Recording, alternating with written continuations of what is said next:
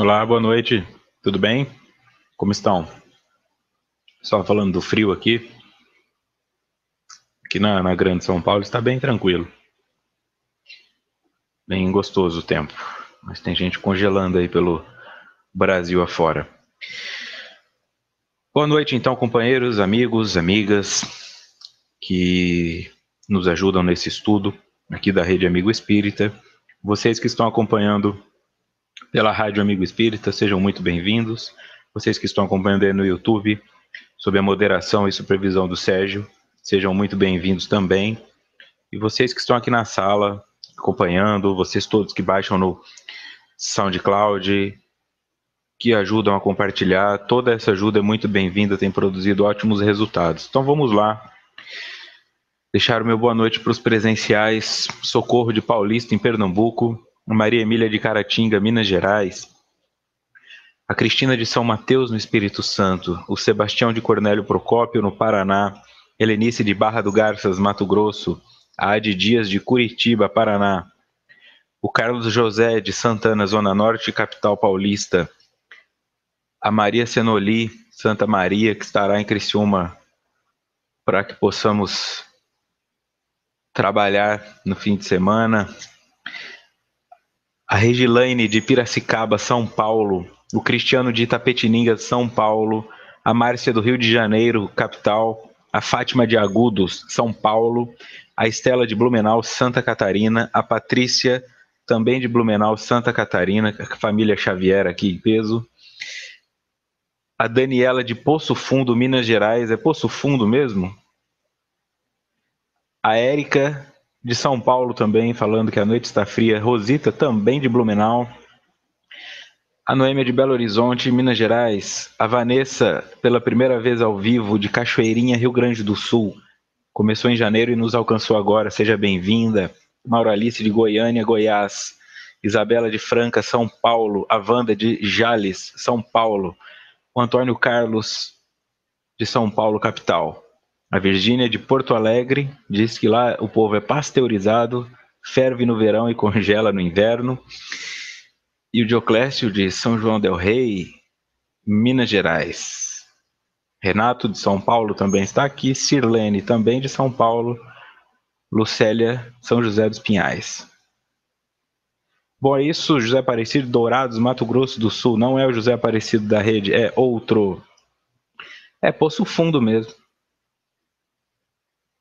E a Elza também pela primeira vez. Bastante gente. Hoje eu falei bastante nome, né? É isso aí, o estudo tá crescendo. Fica uma semana sem fazer, o pessoal fica com saudade. Aí aparece em peso aqui. Cláudia também. Rio de Janeiro. Esse é o estudo da obra Autodescobrimento, uma busca interior, escrita por Divaldo Franco e Joana de Ângeles. É realizado pela Rede Amigo Espírita e eu sou Vitor Antenori Rossi.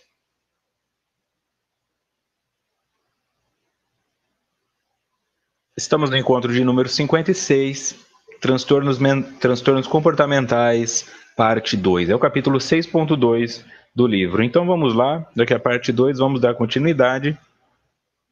Seguindo em Joana. Nunca se deve esquecer que qualquer indivíduo em curso em transtornos psíquicos de comportamento, como ocorre em outras problemáticas geradoras de sofrimento, é o devedor em processo de resgate. É consciência culpada que busca tranquilidade. Peso da culpa é o seguinte: consciência culpada, mas vamos por partes.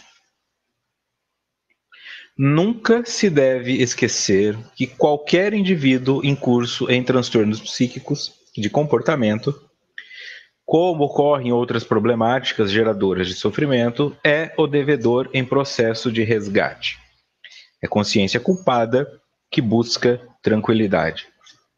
Se nós temos essa perspectiva, se eu tenho um transtorno psíquico, eu sou um devedor buscando resgate. E esta consciência culpada.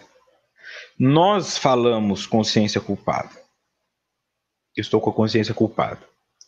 As leis de Deus estão na nossa consciência.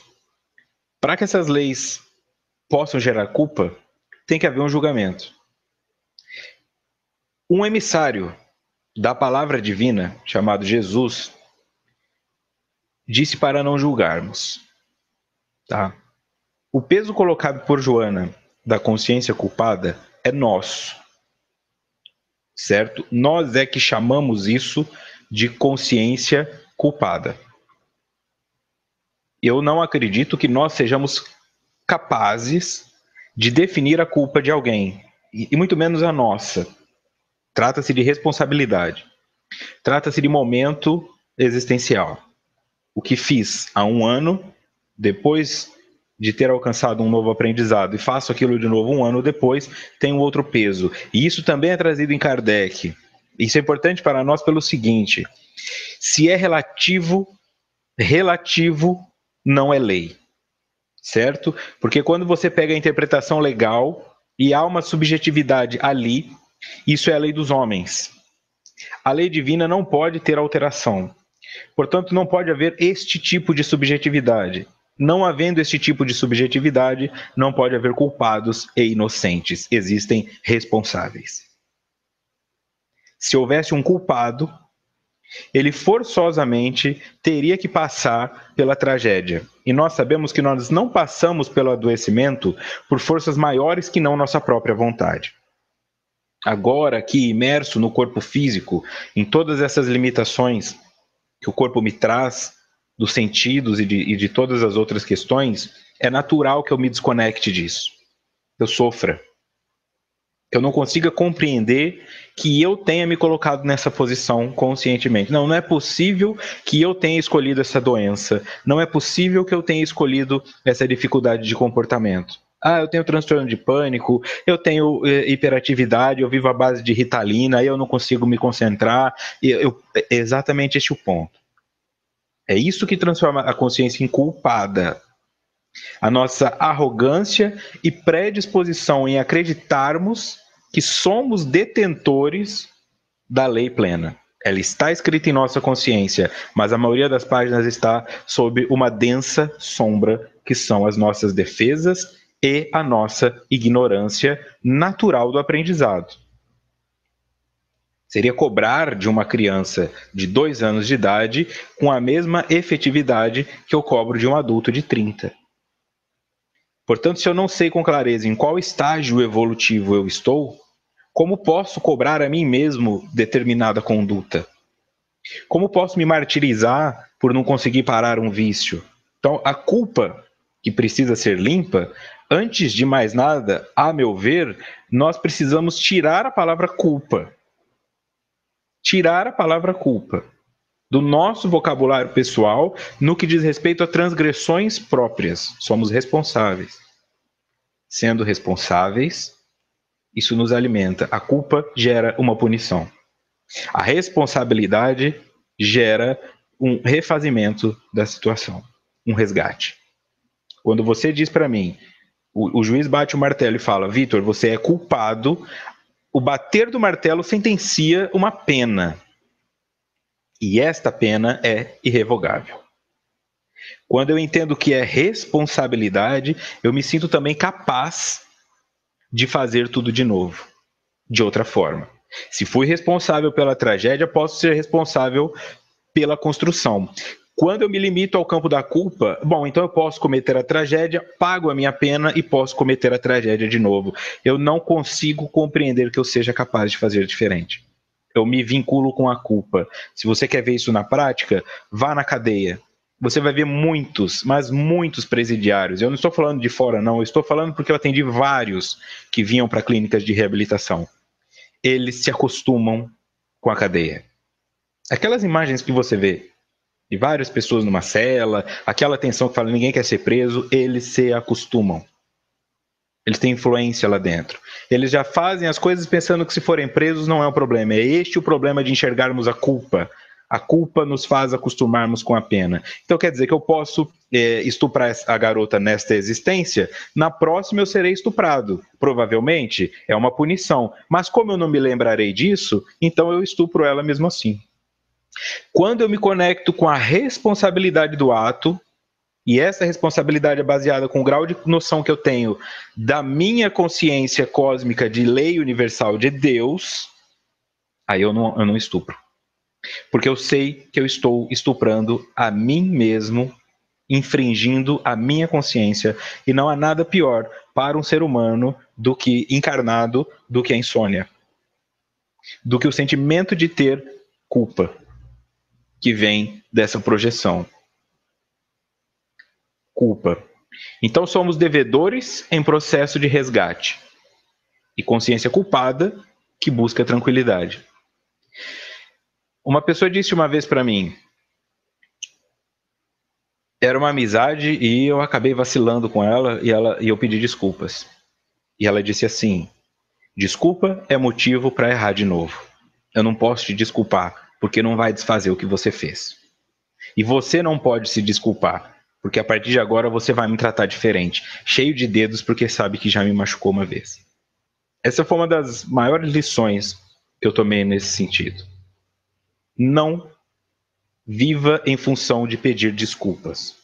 Isso não desconstrói a dor do outro e isso não desconstrói a dor em você. Um marido que trai a esposa pede desculpas, depois fica uma semana correndo atrás dela. A esposa que faz a mesma coisa fica uma semana correndo atrás. A pessoa fica escravizada pela culpa e não há uma sentença que a liberte. Não há. Ela fica sempre com medo. Este é o ponto aqui. Porque aprendeu a pedir desculpa. Então, vamos excluir também aos poucos o desculpa no nosso vocabulário. Porque o desculpa fecha o contrato. E nós não temos que fechar o contrato. Nós temos que olhar como responsabilidade para a atitude que fizemos, para a ferida que causamos no outro, refletir sobre aquilo e crescer. A desculpa fecha a portinha, coloca na gaveta e eu posso ir lá e cometer o erro de novo. E eu me sinto inconscientemente capaz de cometer o erro de novo, porque sei que fui desculpado. A Daniela pergunta: se magoamos alguém, não devemos nos desculpar? É melhor reconhecer. Olha, eu sei que eu te machuquei, mas eu não posso te pedir desculpas, porque isso não vai mudar a dor. O que eu te dou é o reconhecimento da dor que eu te causei. E os meus sentimentos em relação a isso. Pronto. Isso é bem diferente de falar: você me desculpa? Ah, te desculpo. Então tá bom, agora eu vou lá e te machuco de novo, ou eu machuco outra pessoa. A desculpa é uma palavra nociva na nossa sociedade. Reflexão gera crescimento. A partir do momento que você pediu desculpa, você está colocando a si mesmo como culpado. E você não tem argumentos suficientes para definir se você é culpado ou não. Os argumentos que você tem são primários, porque estamos ainda em um planeta de provas e expiações. Nós somos isso, a retratação. E a retratação não é o pedido de desculpas, é o reconhecimento da dor do outro. O que acontece em alguma... Segundo a Maria Araújo. O que acontece é que quando eu peço desculpas, eu estou transformando aquela situação em uma dor minha. Eu te machuquei e agora eu fico aqui, por favor, me desculpa. Se você não me desculpar, eu não vou ficar em paz. Olha só, isso é ego. Isso sou eu querendo transformar uma situação onde eu fui o algoz e me colocar como vítima. Ai, obrigado por me desculpar. E aí eu fico na gratidão falsa. Não. Eu errei, machuquei a pessoa, eu tenho que olhar dentro do olho dela. Eu reconheço que te fiz mal. Reconheço a responsabilidade da dor que eu te causei. Se houver alguma forma de repará-la, por favor, me diga. Aí é diferente. Certo? Aí é diferente.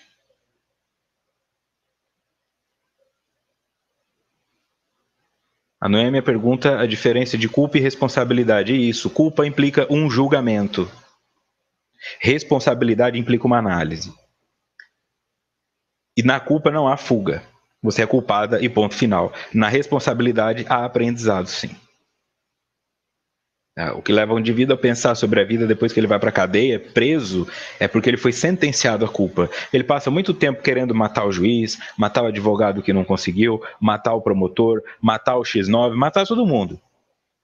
Começa a arrumar briga lá dentro, mas dificilmente ele entra em contato com a responsabilidade. Ele fica encontrando meios de sair daquilo. argumentos que o advogado possa utilizar, um túnel que ele possa cavar. E a culpa traz isso.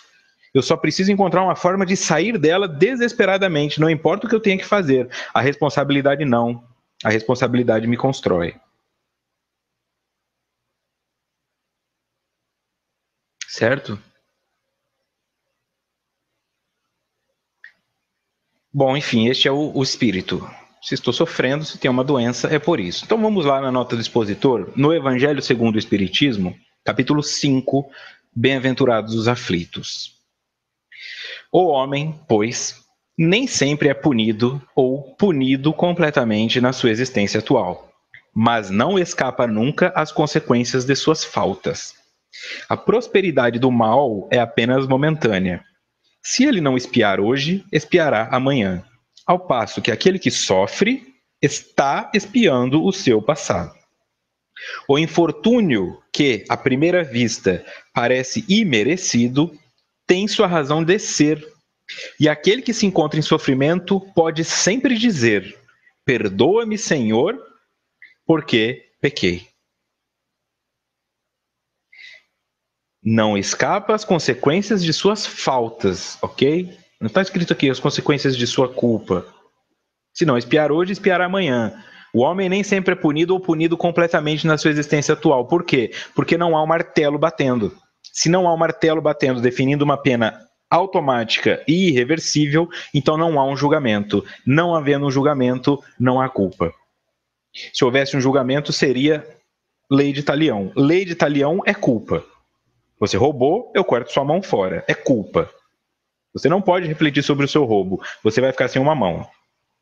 Você estuprou, você vai ser estuprado. Você estuprou, você vai ser enforcado. Isso é culpa. Certo? Isso é culpa. Isso é o bode expiatório. Quem vai expiar a culpa da nação é o bode. Isso é o bode expiatório. Todos temos que expiar os nossos pecados, as nossas transgressões, as nossas falhas. Todos. Mas, quando isso vem para o campo do coletivo, algumas pessoas espiam pelas outras. Se nós formos para uma empresa, esse cara é o laranja. É ele que toma a bronca, é ele que toma a pena para que os outros fiquem livres. E nós também movimentamos isso. Enquanto muita gente está aí se debatendo, furtando e roubando para pegar o dinheiro dos outros, engravatados, tem um cara passando fome lá na favela, que nunca se imaginou furtando, mas de repente ele não consegue olhar para o filho dele com fome, não consegue mais em entrevista de emprego ser rejeitado porque não tem educação decente, aí ele pega uma arma morrendo de medo e acaba cometendo um crime. Este cara que tem que cometer o crime pela ganância geral da sociedade, a saber a dele também, que em dado momento deve ter existido, senão não estaria nessas condições, ele é o bode expiatório. Então tem adolescente, idoso, gente puxando gatilho, morrendo, cometendo crime, que são bodes expiatórios da sociedade que não conversam sobre os problemas que ali estão. Então o transgênero apanha na rua, o travesti apanha na rua, falam que eles não têm que ficar na rua se prostituindo, mas ninguém dá emprego para eles, então eles funcionam como um bode expiatório. A rua está cheia de travesti. Se está cheia de travesti é porque tem um monte de gente pagando pelo serviço que eles oferecem. Mas aí quando morre um, tá vendo? Esses pervertidos. É nesse movimento que existe a expiação coletiva através de um bode expiatório. Nós temos que trazer isso para nós. Então a pena não vai ser cumprida de uma hora para outra. Isso que eu estou passando, por mais doloroso que seja, olha as palavras de Kardec. Perdoa-me, Senhor, porque pequei. É doloroso, mas eu tenho que ainda olhar para cima e pensar, será que isso é tudo que eu tenho de débito? Será que um câncer no estômago é tudo que eu tenho de débito? Será que uma esquizofrenia é tudo que eu tenho de débito? Uma ninfomania? Um borderline? Será que é isso? Então, se não é uma punição automática e completa, ela pode ser gradual, mas será? Aí eu posso compreender uma misericórdia. Então, isso que você está dizendo, você reclama. É natural. Você reclama. Mas não é tudo que precisa ser resolvido. E quanto mais rápido você resolve isso, mais rápido suas contas se vão. O que nós vemos na maioria das vezes? Pessoas que passam a vida inteira pagando juros, mas que não quitam a dívida. Ah, desenvolve um câncer, comete suicídio. Aparece o HIV, comete suicídio. Ou sai passando HIV para todo mundo. É nesse sentido. Vai pagando juro.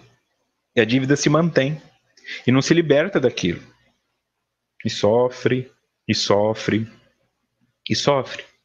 Aí houve alguns expositores falando no espiritismo que tem que sofrer, que aqui nós estamos só para sofrer, e fala, pronto, você é espírita. Espírita gosta de sofrer? Sofrimento. Não. Tá? É o reconhecimento da dor. É o reconhecimento do eu. Eu transformo isso em sofrimento quando eu penso em qual lógica? Nesta aqui, ó. O infortúnio que à primeira vista parece imerecido tem sua razão de ser. A partir do momento que eu considero o infortúnio imerecido é que eu sofro. Porque eu me coloco nas mãos de agentes externos. Ah, Deus está me punindo, a lei está me punindo, alguém está me punindo. Não, ninguém está te punindo. Você está se resgatando. Você fumou muita maconha, fumou muito tabaco, bateu em muita mulher, chicoteou muito negro. É a vida te cobrando.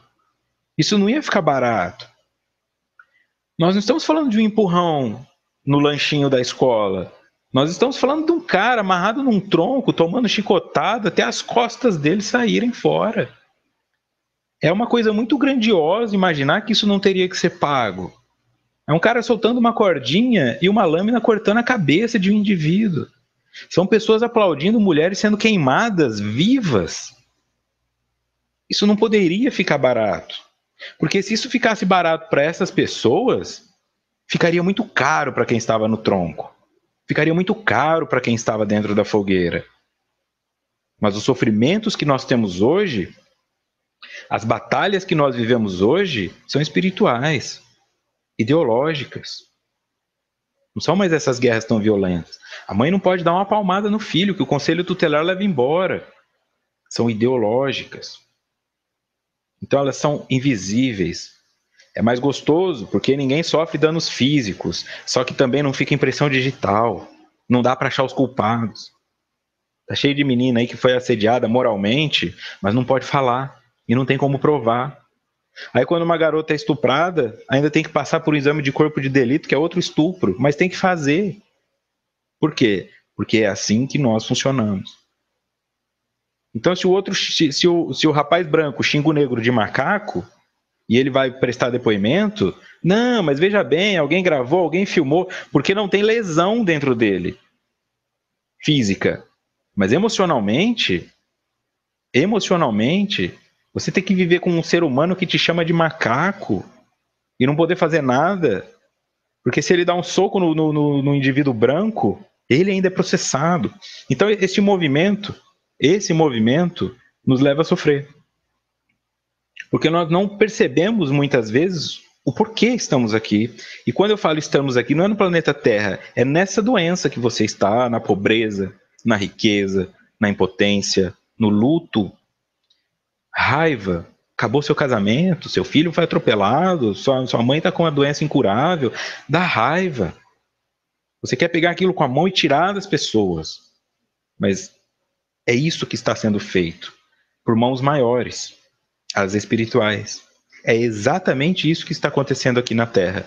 Uma cura coletiva que é confundida com uma punição coletiva. Enquanto nós enxergarmos dessa forma, vamos ficar desesperados para achar um túnel, para pular o muro. Quero ir embora da Terra, quero sair do Brasil, eu quero deixar de ser quem eu sou, quero ser mais alto, mais baixo, mais gordo, mais magro.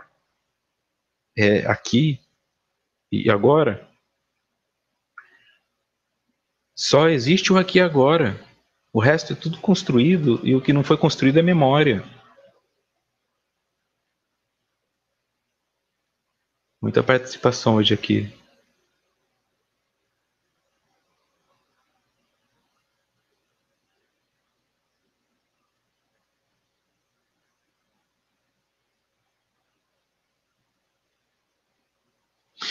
Bom, pergunta boa. A parte de Caxias do Sul chegou aqui também, da Cláudia do Rio de Janeiro. Estamos no mundo de provas e expiações. Posso dizer que as provas decorrem da responsabilidade e as expiações da culpa.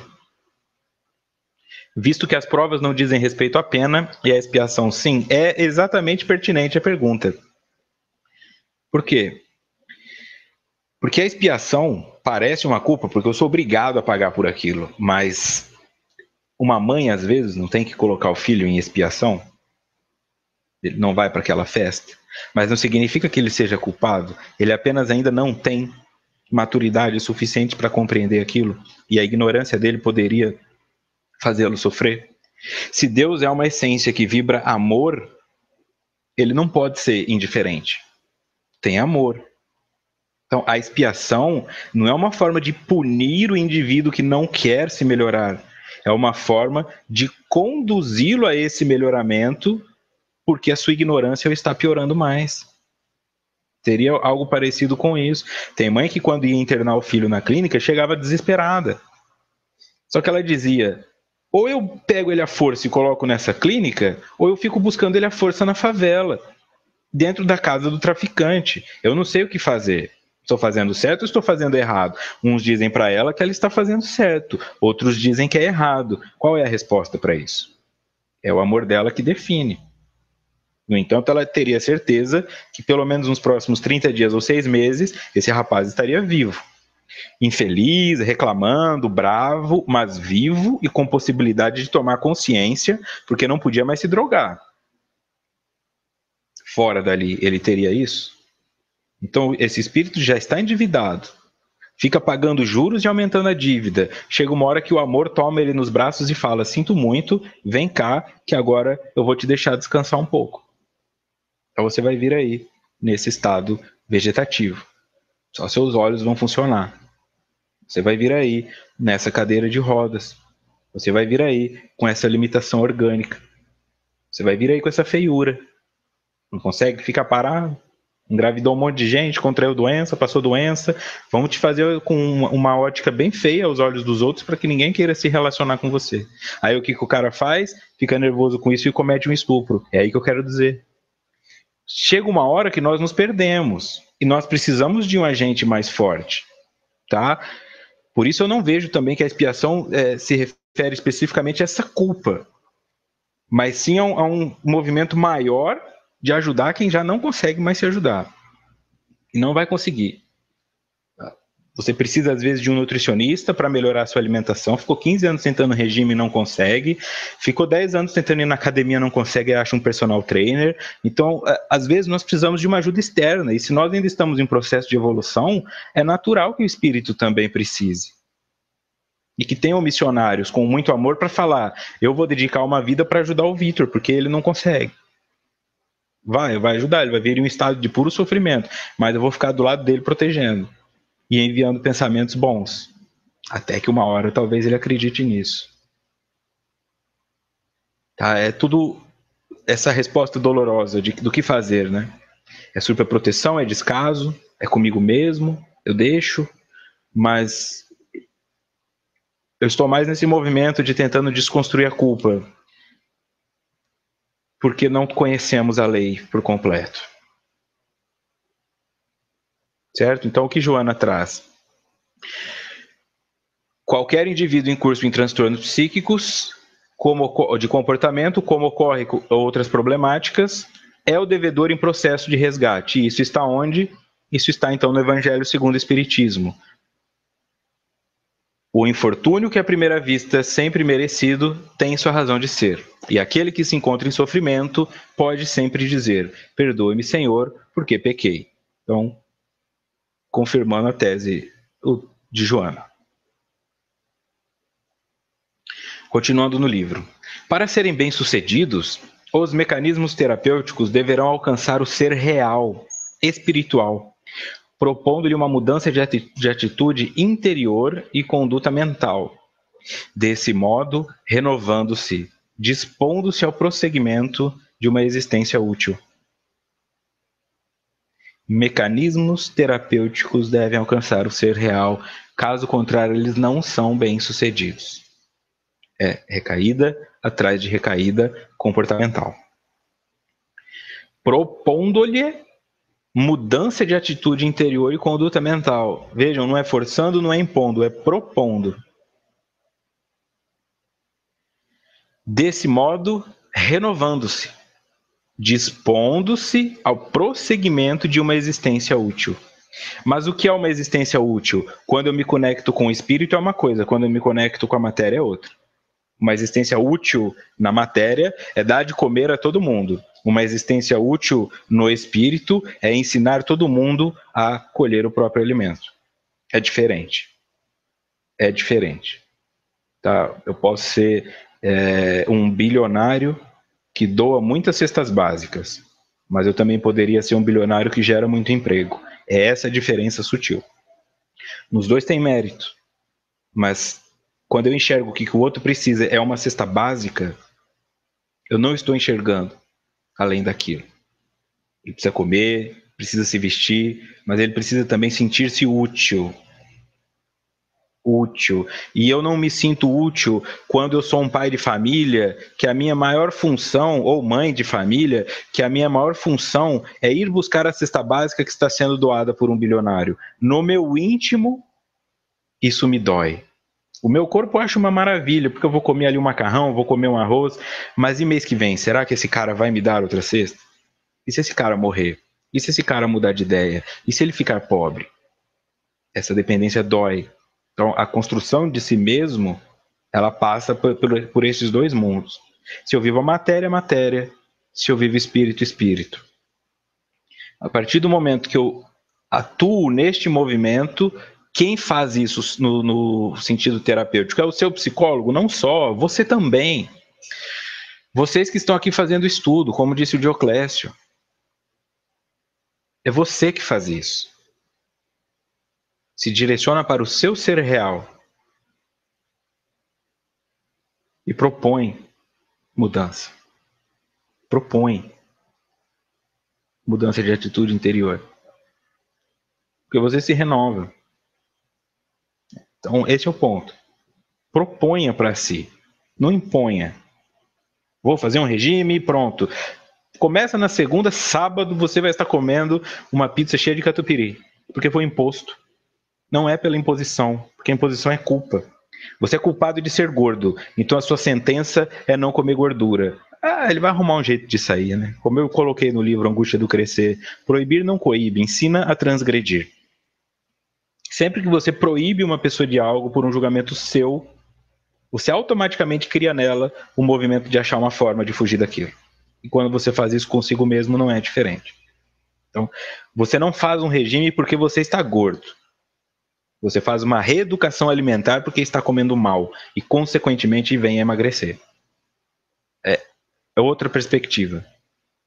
Porque se você faz o regime porque está gordo e vier em um corpo físico que não tem tendência a engordar, você continua compulsivo alimentar. O trabalho é no espírito. O espírito não precisa de comida, mas o espírito traz a energia que gera a ansiedade, que se transforma quando tocada no corpo físico em vontade de comer. Se você atua no espírito que está emitindo esta mensagem, não haverá a vontade de comer, haverá fome quando o seu corpo precisar de nutrientes, não quando a sua ansiedade precisar de prazer. É diferente. Um te cura, o outro te anestesia, te alivia. E o alívio, uma hora passa. A cura não se perde. Os aspectos que foram curados não se perdem porque o espírito não regride.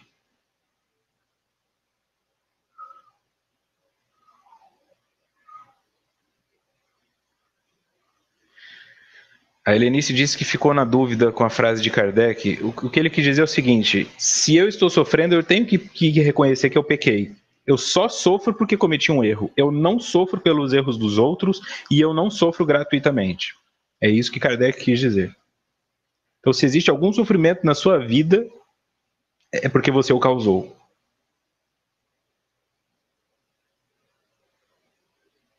É isso que foi dito por Kardec.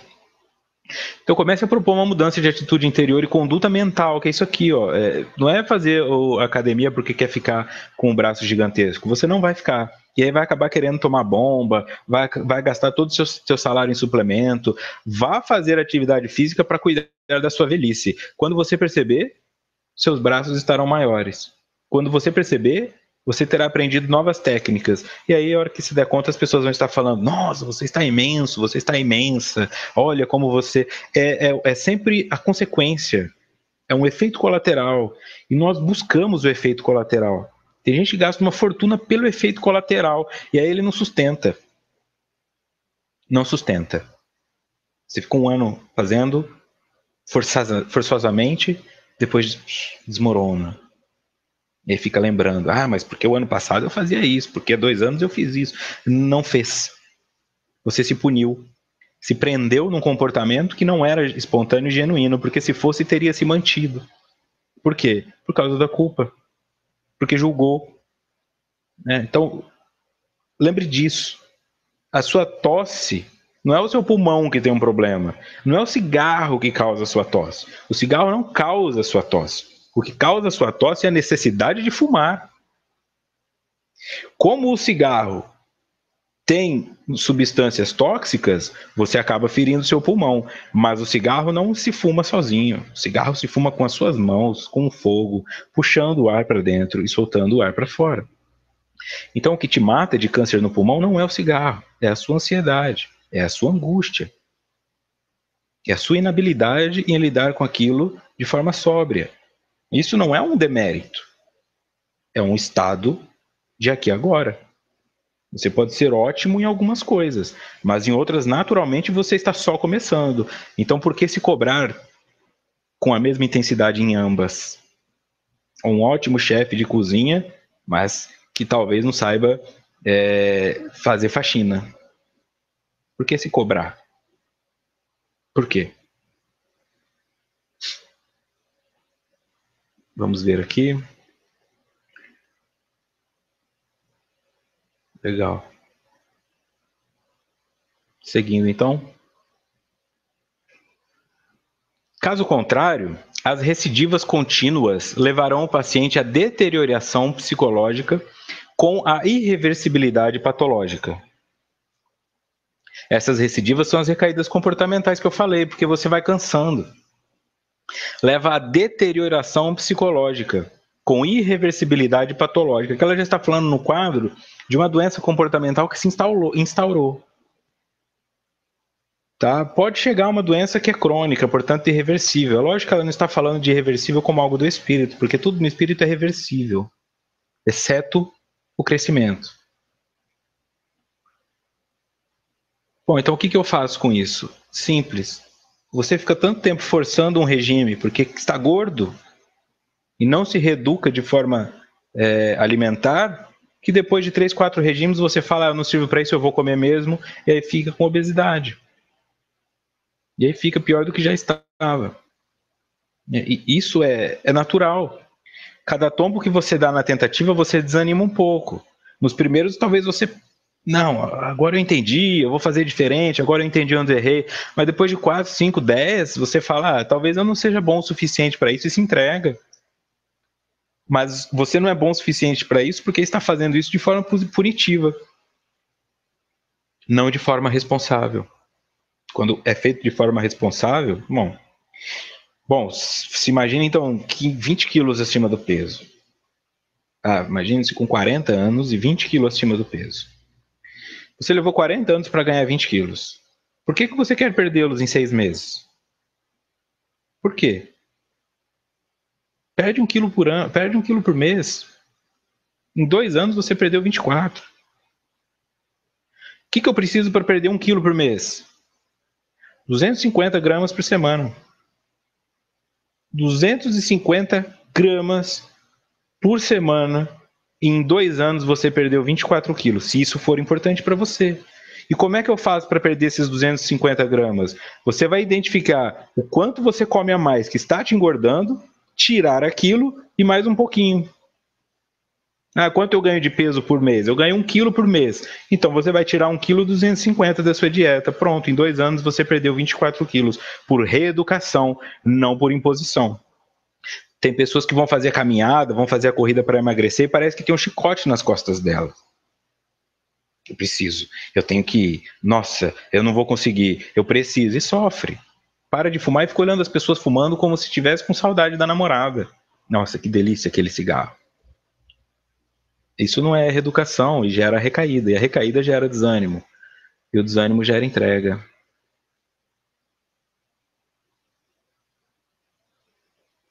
Vanessa Botelho. Essa questão dos vícios me deixa um pouco confusa, mas ela deixa a todos confusos. Seja bem-vinda ao nosso mundo. A cura acontece quando a vontade é zero, ou socialmente, de vez em quando, são um sinal de que a cura não aconteceu? O uso lúdico, nós chamamos isso de uso lúdico, recreativo. Ah, eu vou fumar um baseado porque é divertido, porque eu dou risada, eu vou tomar uma cerveja porque eu tô ali com os meus amigos. Mas primeiro eu tenho que definir uma coisa, isso é um vício para mim? Ou é você que considera isso um vício? O que é um vício? Certo? Se eu preciso daquilo em mais ou menos grau, eu tenho que identificar. Eu estou tomando cerveja porque eu estou ansioso, ou eu estou tomando cerveja porque é sábado, estou no churrasco e todo mundo está tomando cerveja, eu vou tomar uma cerveja e tudo bem. Eu consigo ficar nessa mesma pegada sem o álcool? O ponto é que não tem um limite para isso. Não tem um limite do que é um vício para cada ser humano. O que é um vício para você? É quando normalmente você começa a perder coisas. Fala não no seu namoro para usar seu vício. Pode ser videogame, pode ser baralho, pode ser o que for. Tá? É o vício. Eu não diria que o vício é uma dependência em todos os casos. A dependência é quando eu dependo. O vício, muitas vezes, ele é uma escolha. Eu sou viciado naquilo, mas eu não dependo daquilo necessariamente. Certo? O vício é quando aquilo se transforma em uma prioridade sobre as outras coisas. E o dependente, às vezes, ele consegue entender isso. Sabe? Tem um dependente de álcool que está lá tomando a cerveja dele, a pinga, né? E ele toma chorando, porque ele pensa nas filhas, porque ele pensa na esposa. Isso é um dependente. O viciado não necessariamente precisa estar nesse ponto.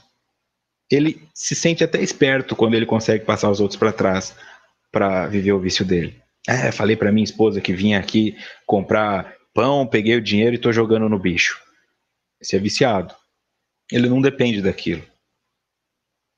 Tá? Então eu posso ter uma questão ou outra, certo? Então definir que vício é dependência é exagero, porque se fosse a mesma coisa, não teria nomes diferentes. Se tem nomes diferentes, é porque são coisas diferentes.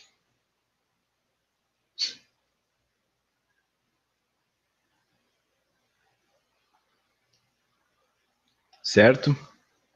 Então vamos lá. Continuando. Considerando-se o transtorno psíquico como de procedência do ser profundo, deve-se examinar o comportamento das pessoas que lhe foram vítimas, que se lhe fizeram corifeus ou participaram das veleidades nefastas, e teremos um quadro obsessivo, derivado daquelas mentes em desalinho, interagindo sobre a consciência culpada do reencarnado. Corifeu, regente do coro nas tragédias gregas. Veleidade, intenção pouco firme ou dificilmente realizável.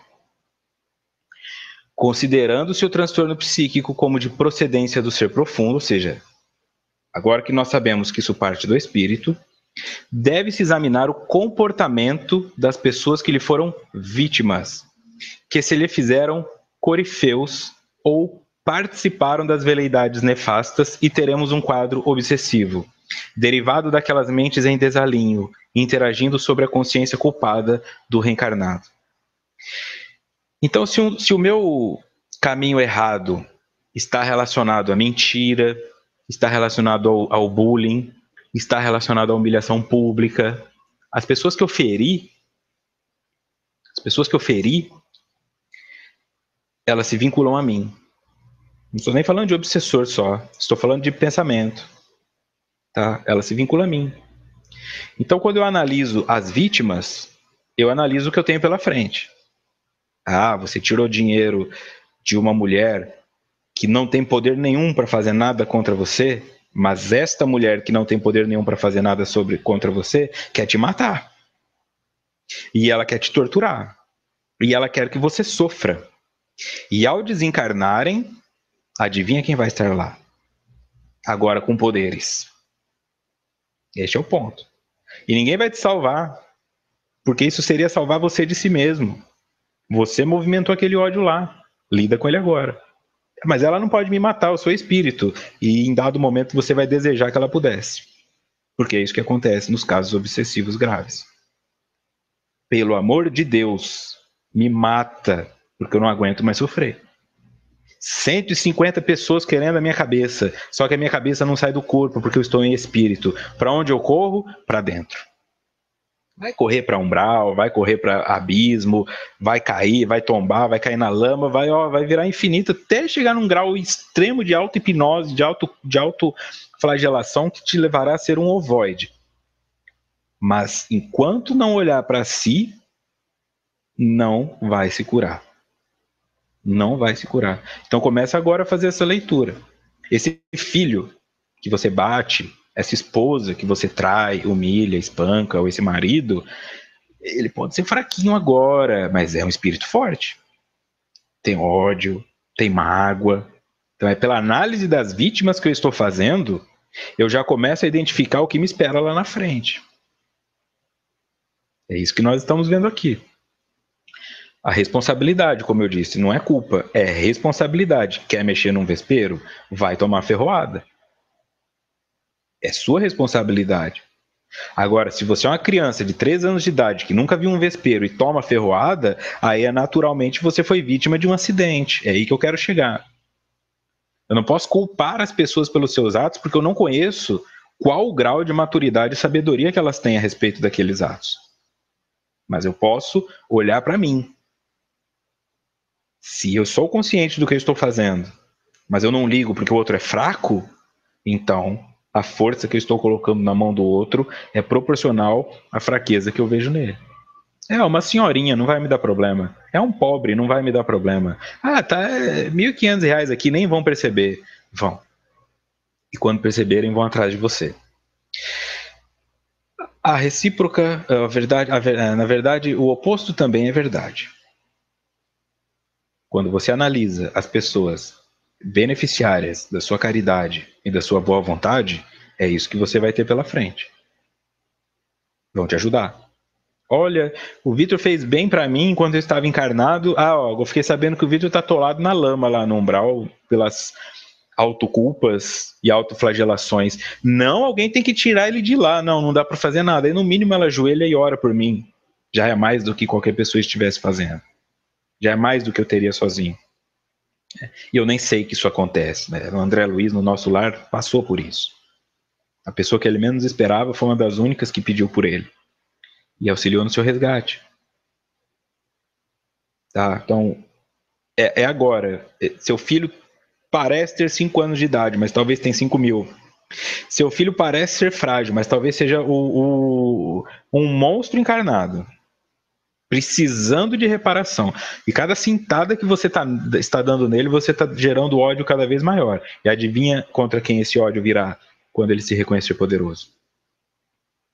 É você construindo isso. Tá? Não se esqueça. Amanhã, essa criança que você agride poderá ser teu pai. Amanhã, essa esposa que você abusa, que você humilha, poderá ser teu chefe. Poderá ser tua mãe. Poderá ser aquele avô e você mora lá no sítio e ninguém vai te ajudar. Por isso que as pessoas passam por situações dolorosas, porque foram construídas.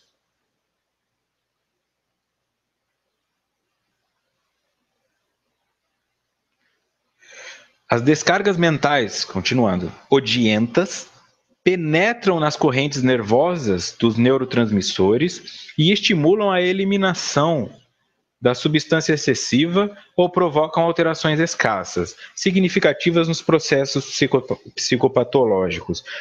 Então ela está dizendo que as descargas de ódio alteram os neurotransmissores, ou para mais ou para menos. Isso poderia implicar hiperatividade, isso poderia implicar depressão, isso poderia implicar sentimento isso poderia implicar insônia, tudo que diz respeito ao cérebro interferindo no seu comportamento parte em movimentos dessas descargas de ódio. certo?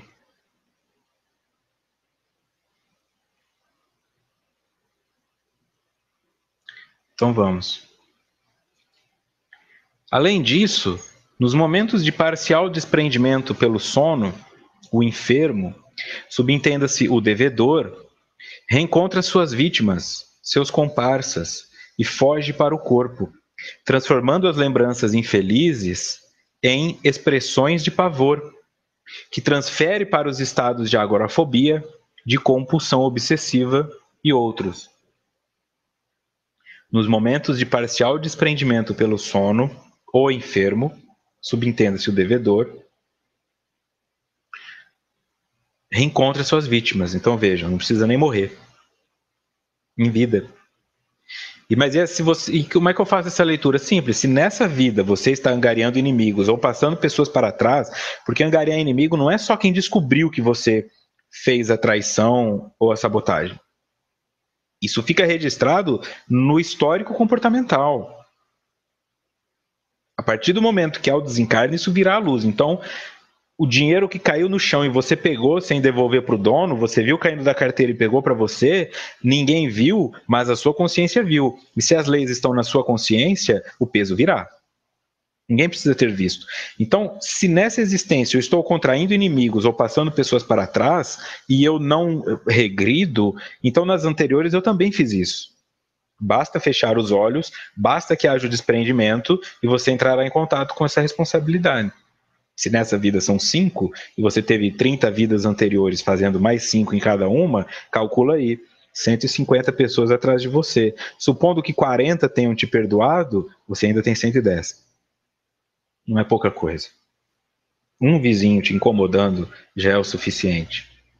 Então, para que contrair mais coisas? Forme um exército natural de bondade. Bondade. Pessoas lutando pela bondade.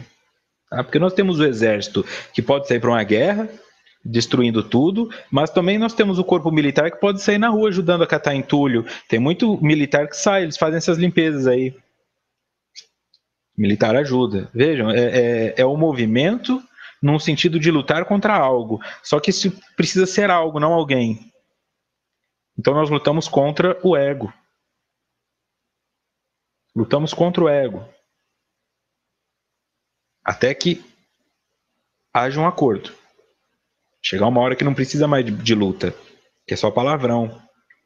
Depois o palavrão começa a sair, mas continuam gritando. Depois a gritaria termina, fica a cara feia. Aí lá na frente nós encontraremos o diálogo conosco mesmos.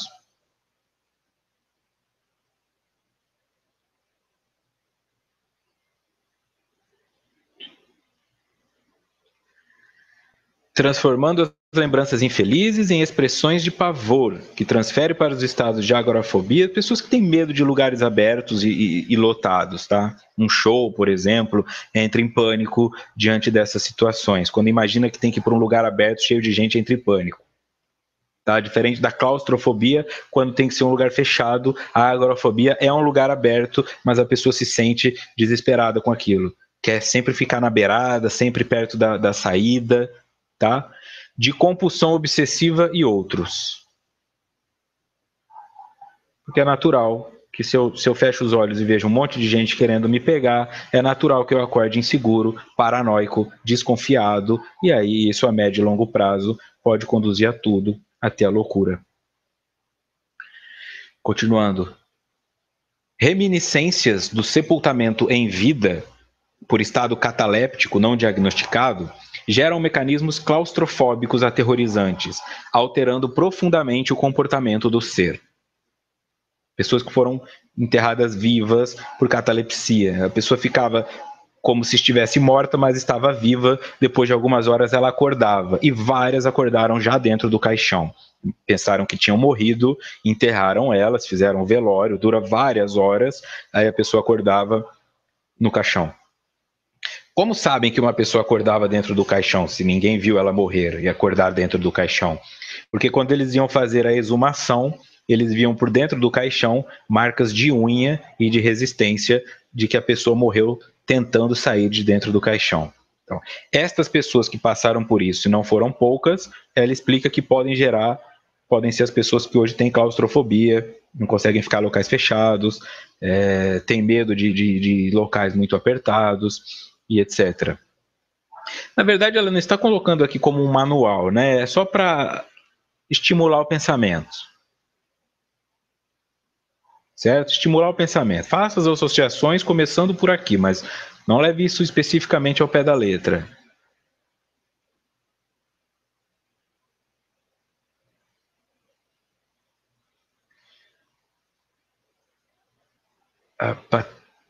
Peraí, não estou conseguindo. Aqui. A Patrícia pergunta se a agorafobia não se refere também ao medo de passar mal, como, por exemplo, o medo de viajar de avião e passar mal. O avião por si só é claustrofóbico, então é difícil separar um do outro, né? A pessoa que tem o transtorno de pânico, ela passa a ter medo de ter o transtorno, medo de ter a crise. E no medo de ter a crise, ela aumenta a sua ansiedade. O transtorno de pânico sendo uma crise de ansiedade, então ela vira uma bola de neve. Então não dá para dizer com clareza até que ponto. A agorafobia está mais associada a locais abertos. Um avião não é um local aberto, é um local fechado.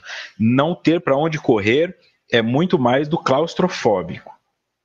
O agorafóbico ele tem para onde correr, mas justamente por ter um campo muito vasto para ele correr é que ele não se sente seguro também.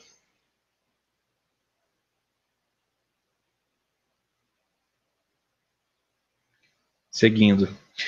Ademais, em face do nível de culpa, abrem-se as comportas da percepção e o paciente experimenta a captação de mensagens telepáticas dos adversários espirituais, aumentando-lhe o pânico íntimo, o distúrbio mental em relação ao equilíbrio, a realidade objetiva.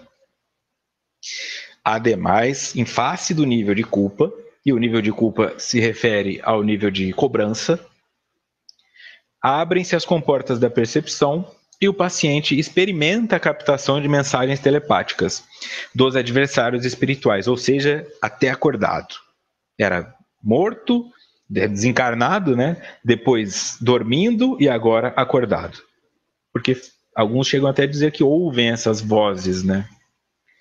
Eu não consigo, tem uma voz que me faz, quando eu percebo eu já fiz e essa mensagem telepática chega. Por que que chega? Porque eu preciso recebê-la. E por que que eu preciso recebê-la? Porque eu contraí isso como dívida lá atrás. E é óbvio que uma hora alguém viria cobrar.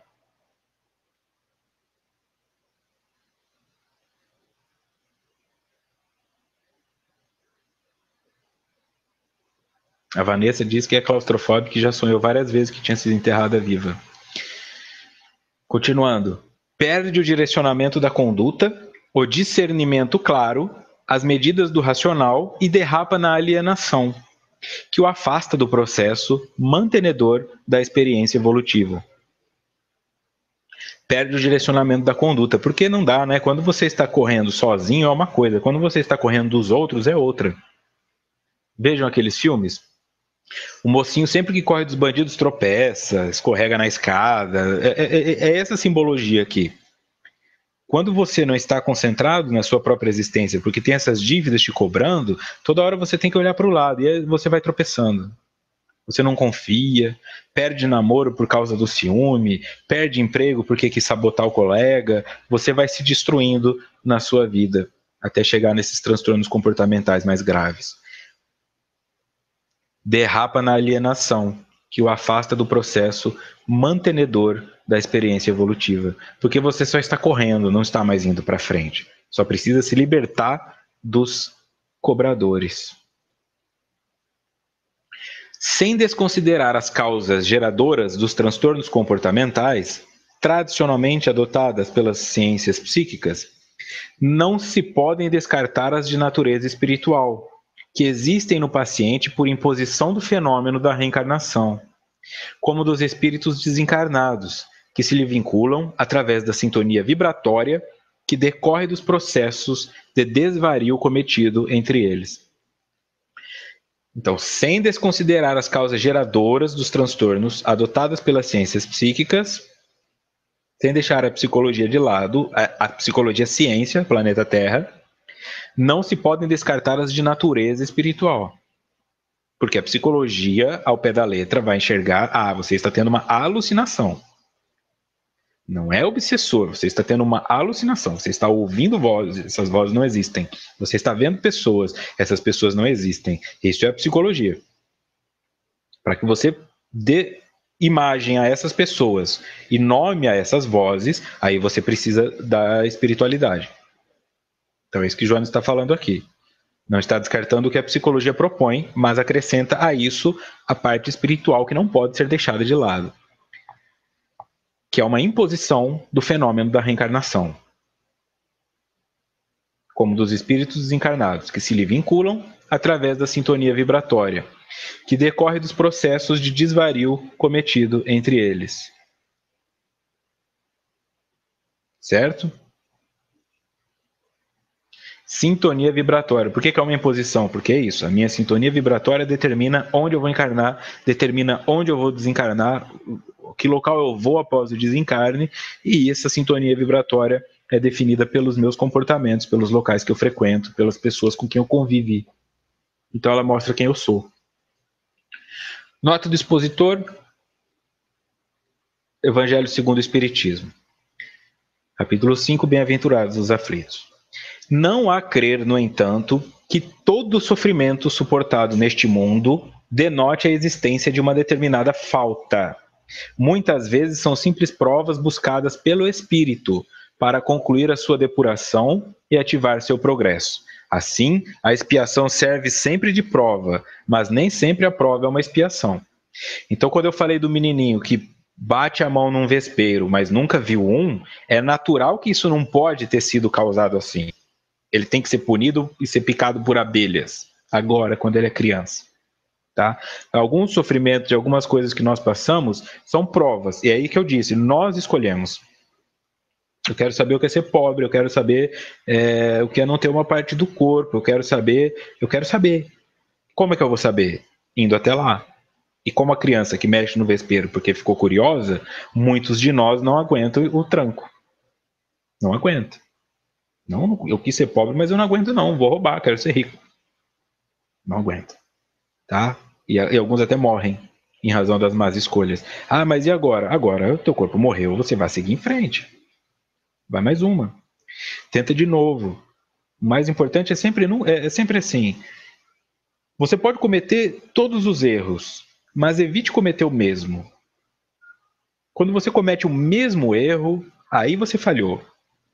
Quando você comete um erro novo, aí você acertou, porque tentou algo que não tinha tentado até então. Quando você comete erro nenhum, você não saiu do lugar.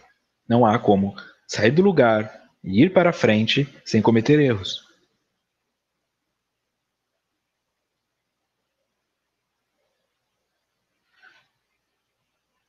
Então, para fechar aqui, em Joana, em qualquer manifestação alienadora, quando causas endógenas ou exógenas são convocadas para sua gênese, o ser espiritual é o responsável pela problemática, encontrando-se em processo de evolução moral, carecendo, porém, de ajuda afetuosa e dos contributos da ciência e do espiritismo para a conveniente erradicação do mal, através das terapias próprias e da renovação interior, passo decisivo para a sua recuperação.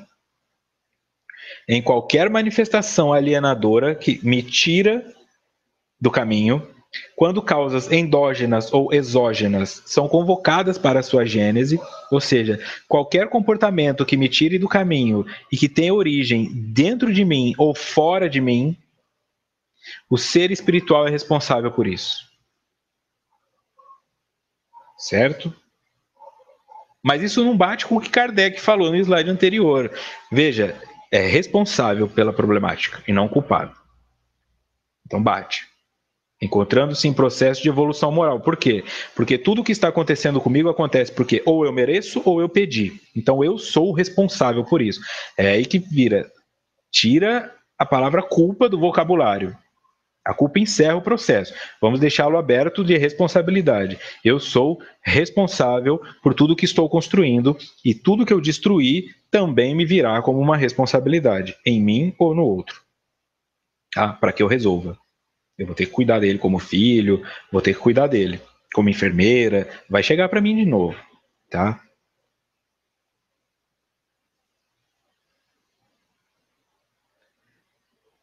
carecendo, porém, de ajuda afetuosa e dos contributos da ciência e do espiritismo para a conveniente erradicação do mal, como por terapias próprias e da renovação interior. Passo decisivo para a sua recuperação, que só é dado por vontade própria. Ninguém te empurra em direção a crescer. Próximo encontro, no dia 14, iniciaremos o capítulo 6.3, Terapia da Esperança, parte 1. Quero deixar o meu muito obrigado a todos vocês que acompanharam. Naturalmente, não tenho como explicar tudo o que é perguntado aqui no chat. Na medida do possível, tento trazer para a temática, mas a vocês que estão na Rádio Amigo Espírita, muito obrigado. Vocês do YouTube, do SoundCloud, presenciais aqui também no chat, muito obrigado pela companhia, muito obrigado pela paciência e por não terem desistido, apesar da semana passada. Sigamos firmes, até semana que vem. Neste final de semana, estarei em Criciúma, Santa Catarina, fazendo um seminário e uma palestra no Seara de Jesus. Quem puder comparecer, será de grande importância prestigiar esse trabalho. Muito obrigado e muita paz.